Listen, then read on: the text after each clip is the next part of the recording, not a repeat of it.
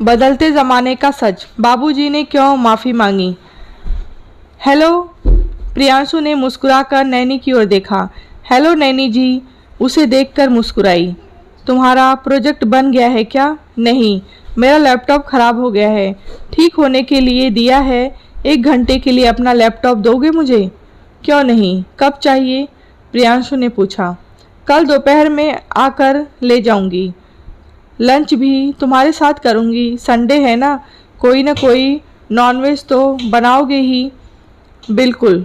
क्या खाना पसंद करोगी, चिकन या मटन? जो तुम्हें पसंद हो। वैसे तुम्हारा प्रोजेक्ट बन गया है क्या? हाँ, देखना चाहोगी? हाँ, क्यों नहीं, कल आने के बाद। नैनी बाय बाय कहते हुए चली गई। प्रियांशु भी अपने क्वार्टर पर लौट आया। प्रियांशु और नैनी एक कंपनी में साथ साथ काम करते थे। उनके क्वार्टर भी अगल बगल में थे। दोनों अभी कुंवारे थे। साथ साथ काम करने के चलते अक्सर उनमें से बातचीत होती रहती थी। दोनों के विचार मिलते थे और दोस्ती के लिए इससे ज़्यादा चाहिए भी क्या।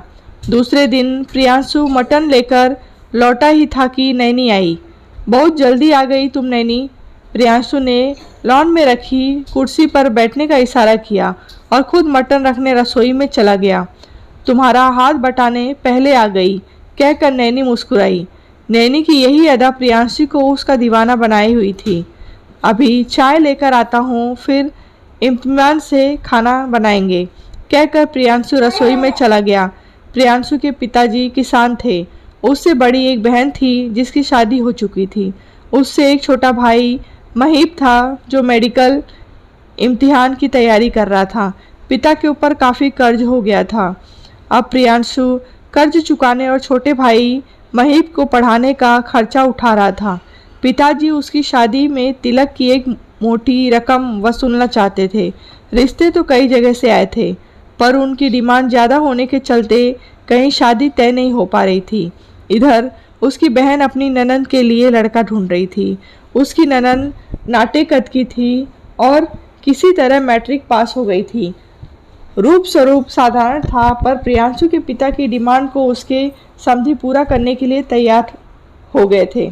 नैनी के पिताजी की मौत उसके बचपन में ही हो गई थी। कोई भाई नहीं था। माँ ने उसकी पढ़ाई के लिए कौन कौन से पापड़ न बेले थे। बाद में उसने ग्रेजुएशन लोन लेकर पढ़ाई पूरी कर ली। अब लोन चुकाना और माँ की देखभाल की जिम्मेदारी उस पर थी। प्रियांशु जब रसोई घर में गया तब उसके मोबाइल में फ़ोन बाहर ही छूट गया था। अचानक फ़ोन बजने लगा। नैनी ने प्रियांशु को पुकारा, पर चाय बनाने में बिजी होने के चलते उसकी आवाज़ प्रियांशु के कानों तक नहीं पहुंची। नैनी ने फ़ोन रिसीव किया तो उधर से आवाज़ आई। कोई औरत थी। हेलो, आप कौन बोल रही हैं? नैनी ने पूछा। प्रियांशु कहाँ है? मैं उसकी बहन बोल रही हूँ। आप कौन? मैं प्रियांशु की कलिंग हूँ, बगल में रहती हूँ। अच्छा, तुम नैनी हो क्या? हाँ जी। आप मुझे कैसे जानती हैं? नैनी ने हैरान होकर पूछा। प्रियांशु ने बताया। अब तुम उसका पीछा करना छोड़ दो। उसकी शादी मेरी ननद से तय हो गई है। उधर से एक तीखी आवाज़ आई। अच्छा जी, प्रियांशु अभी रसोई घर में है। वे आ जाते हैं तो उन्हें आपको फ़ोन करने के लिए कहती हूँ, नैनी ने अपने आप को संभालते हुए कहा। प्रियांशु ने अपनी बहन की ननद के बारे में कुछ दिनों पहले बताया था। वह कुछ परेशान सा लग रहा था। उसी की बातों से लग रहा था कि उसकी बहन अपनी ननद के लिए उसके पीछे पड़ी थी। कहती थी कि यह शादी हो जाती है तो उसे मुँह मांगा दहेज मिलेगा, साथ ही उसकी ननद हमेशा के लिए उसके साथ रहेगी। पर प्रियांशु को यह रिश्ता बिल्कुल पसंद नहीं था। नैनी यह तो नहीं जानती थी कि प्रियांशु से उसका क्या रिश्ता है, पर उन दोनों के एक दूसरे का साथ बहुत भाता था। प्रियांशु जब भी कभी ऑफिस में गैर हाजिर होता था तो वह उसे बहुत याद करती थी। आज उसे पता चला कि प्रियांशु ने घर में उसकी चर्चा की है, पर इस संबंध में उसने कभी कुछ नहीं बताया। अभी वह इसी उधेड़-बुन में थी कि प्रियांशु आ गया। तुम्हारा फ़ोन था, बधाई, तुम्हारी शादी तय हो गई है, नैनी ने मुस्कुराने की कोशिश करते हुए कहा। प्रियांशु चाय की ट्रे लिए खड़ा था, लगा गिर जाएगा। किसी तरह अपने आप को संभालते हुए वह बैठा। यह सुनकर उसका मन बैठता चला गया। तो क्या सच ही उसकी शादी तय हो गई? क्या यह उसकी बहन की चाल तो नहीं? अगर ऐसा है तो जरूरी है कि उसकी ननद होगी। पर वे लोग उससे बिना पूछे ऐसा कैसे कर सकते हैं? क्या सोच रहे हो? बहन से पूछ लो कि कब सगाई है। मुझे तो ले नहीं चलोगे, कहोगे तब भी मैं नहीं चलूँगी। तुम्हारी बहन ने चिताया है तुम्हारा पीछा छोड़ दूँ। नैनी बोलती रही, वह सुनता रहा। लंच का सारा मज़ा किरकिरा हो गया। दूसरे दिन प्रियांशु गांव में था। उसने पिताजी के पैर छुए। अच्छा हुआ तू आ गया बेटा, अब हम कर्ज से जल्दी ही उबर जाएंगे। तुम्हारा रिश्ता तय हो गया है सरला से, वही तुम्हारी बहन की ननद। कद में तुमसे थोड़ी छोटी जरूर है, पर घर के कामों में माहिर है। सुशील, इतनी ही तरह कोई उसके स्वभाव की तारीफ करता है। तुम्हारी बहन का भी काफ़ी जोर था। प्रियांशु ने कुछ ने कहा। वह पिताजी को बहुत इज्जत करता था। उनके हर आदेश का पालन करना अपना फर्ज समझता था। वह उनकी भावनाओं को चोट नहीं पहुंचाना चाहता था। उसे अपनी बहन से भी उतना ही लगाव था, पर उसे क्या मालूम था कि जिन माता पिता और बहन की वह इतनी इज्जत करता था, उनके लिए उसकी भावना का कोई मोल नहीं था। उसने कई मौक़ों पर नैनी का जिक्र किया था, उसकी तारीफ भी की थी। एक समझदार माता पिता और बहन के लिए इतना इशारा कम न था। कई बार उसने सरला से शादी न करने की इच्छा जाहिर की थी। इसके बावजूद उन्होंने उसकी शादी सरला से तय कर दी थी। सच तो यह था कि कहीं उसकी शादी तय नहीं हुई थी, उसे सरे बाजार बेचा गया था। रात में पिताजी ने साथ खाने पर बुलाया। उन्होंने खबर भिजवा कर बेटी को भी बुलवा लिया था। उसका छोटा भाई महीप भी आ गया था। सबके सामने पिताजी सगाई की तारीख तय करना चाहते थे, पर जब सभी इकट्ठा हुए तो पिताजी ने बात छेड़ी। अब तक गांव में कई लोगों से उन्होंने प्रियांशु की बात की थी। लायक बेटे की यही पहचान है। पिता ने जो फैसला ले लिया उस पर बेटे ने कोई टिप्पणी नहीं की। गांव के लोग ऐसे ही उसके परिवार को आदर्श नहीं मानते। तो प्रियांशु, तुमको कब छुट्टी मिलेगी? उसी समय सगाई की तारीख तय करूँगा, पिता ने कहा। लेकिन पिताजी, आपने भैया से पूछ लिया है या खुद ही रिश्ता तय कर दिया है? छोटे भाई महीप ने पूछा। प्रियांशु आजकल के लड़कों जैसा नहीं है। वो हर बात पर माता पिता की बात का विरोध करते हैं। प्रियांशु जानता है कि उसके पिता जो भी करेंगे उसके और परिवार के फायदे में करेंगे। पिताजी अचानक महीप के बीच में पड़ने से खिंच गए थे। इसका मतलब यह हुआ कि भैया को आप बलि का बकरा समझते हैं। भैया ने कई बार सरला से शादी के प्रति अनिच्छा जाहिर की है। क्या दीदी यह नहीं जानती? क्या माँ को यह पता नहीं? माँ को तो आपने कभी मान दिया ही नहीं। जिंदगी भर उन्हें दबा कर रखा। आपने सब पर अनुशासन के नाम पर हिटलर शाही चलाई। लेकिन अब मैं ऐसा न होने दूंगा। शादी ब्याह किसी सामान की खरीद फरोख्त नहीं है, जिसे जब चाहे और जिसको चाहे खरीद बेच दो। महीप की बात सुनकर पिताजी हैरान रह गए। आज पहली बार उन्हें महीप की नालायकी पर दुख हुआ। पिताजी कुछ बोलते इसके पहले ही माँ ने कहा, जिंदगी भर इन्होंने अपनी चलाई है, अब भी यही करना चाहते हैं। किसी ने प्रियांशु से पूछा कि उसकी इच्छा क्या है। अगर भैया को कोई ऐतराज़ नहीं है तो मैं अपनी कही बात वापस ले लूँगा। महीप ने कहा, दीदी तुमसे तो मैं अपनी इच्छा कई बार बताई, लेकिन तुम मेरी इच्छा का मान क्या रखोगी? उल्टे नैनी को तुमने धमकाया कि वह मेरा पीछा करना छोड़ दे। यह कहते हुए प्रियांशु दुखी था, पर पिता दीनानाथ ने पासा पलटते देख बात को बदला।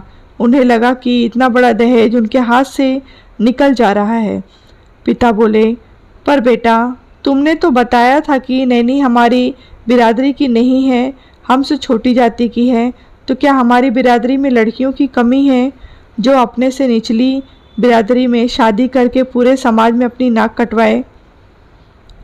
यह भी तो सोचो कि छोटी जाति की बहू हमारे लिए संस्कारवान होगी भला, फिर उससे पैदा हुई औलाद भी तो संस्कारहीन होगी। आप कैसी बातें करते हैं बाबूजी?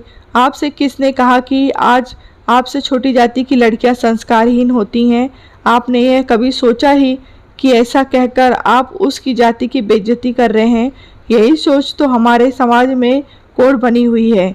आप किसी के बारे में बिना कुछ जाने ऐसी बात कैसे कर सकते हैं। मैं कहूँ कि ये छोटी समझी जाने वाली जातियाँ नहीं, बल्कि हम खुद संस्कारहीन हैं, जो बड़ी बात न होगी, क्योंकि वे लोग अपने से बड़ी जातियों को हमेशा इज्जत करते हैं, जबकि हम बिना किसी वजह के केवल जाति के आधार पर उन्हें नीच, संस्कारहीन और न जाने क्या क्या कहते रहते हैं। मैंने ऊंची जाति के कहे जाने वाले लोगों की करतूतें भी खूब देखी। अब इस बात पर चर्चा न करे तो अच्छा है। जब दीनानाथ ने यह बात बनते न देखी तो उन्हें गांव के ज्योतिषी याद आए। वे बोले, इस संबंध में ज्योतिषी से राय ले लेनी चाहिए। हमारे परिवार में आज तक कोई भी शादी बिना लड़के लड़की की कुंडली मिलाए नहीं हुई है। जब दोनों के गुण मिलते हैं तभी पति पत्नी की जिंदगी सुख से भरी रहती है, वरना पूरी जिंदगी दुख में ही गुजर जाती है। अभी रात ज़्यादा नहीं हुई थी। गांव के गोवर्धन पांडे शादी ब्याह में कुंडलियां बिलाते थे। गांव के लोग उन्हें अच्छा ज्योतिषी समझते थे। गांव वालों के हाथ देखकर, उनके ग्रह के नाम पर हवन कराकर उनकी रोजी रोटी बिना कोई काम किए आराम से चलती थी। किसी की शादी करानी हो तो कुंडलियां मिला करा देना और रोकनी हो तो उनमें कई अड़ंगे डाल देना उनके लिए बाएं हाथ का खेल था। जैसा जजमान वैसा काम। बाबूजी की उनमें खूब पड़ती थी। दोनों साथ साथ पढ़े भी थे, बचपन के दोस्त थे, इसीलिए राह से भटकते बेटे को राह पर लाने का काम भी ज्योतिषी से बढ़िया कौन कर सकता है। दीनानाथ बोले, मैं अभी ज्योतिषी को बुला लाता हूँ, वे जो कहेंगे वही होगा। फिर किसी से कुछ कहे बगैर वे ज्योतिषी को बुलाने चले गए। गोवर्धन पांडे ने अभी अभी खाना खाया और अब सोने की तैयारी कर रहे थे। जब इतनी रात को दीनानाथ को आते देखा तो उन्हें एहसास हो गया कि कोई ग्रहण छत्र का चक्कर है। वे खुश होकर बोले, आओ यार, इतनी रात में आने की कोई खास वजह लगती है, बताओ क्या बात है। दीनानाथ ने आप बीती सुनाई और किसी तरह बेटे को राह पर लाने को कहा। ज्योतिषी ने हंसते हुए कहा, बस इतनी सी बात है, चिंता ना करो। ऐसे बहके लड़कों को राह पर लाना तो मेरे लिए पल भर का काम है। अब बताओ, तुम्हारा काम हो जाएगा तो दक्षिणा में मुझे क्या मिलेगा? जो तुम मांगोगे पांडे, दूंगा। बस किसी तरह बेटे को मेरे समधी की बेटी से शादी के लिए राजी करा दो। दीनानाथ जब घर के बाहर निकले तो ज्योतिषी गोवर्धन पांडे अपनी पत्नी से बोले, अब चिंता मत करो पंडाइन, भगवान चाहेगा तो तुम्हारे कंगन बनने का जुगाड़ जल्द ही हो जाएगा। किवाड़ बंद कर दो, आने में देर हो जाएगी। ज्योतिषी गोवर्धन पांडे को देखकर प्रियांशु ने नाक भौं सिकोड़ ली। वह ज्योतिषी को बचपन से जानता था।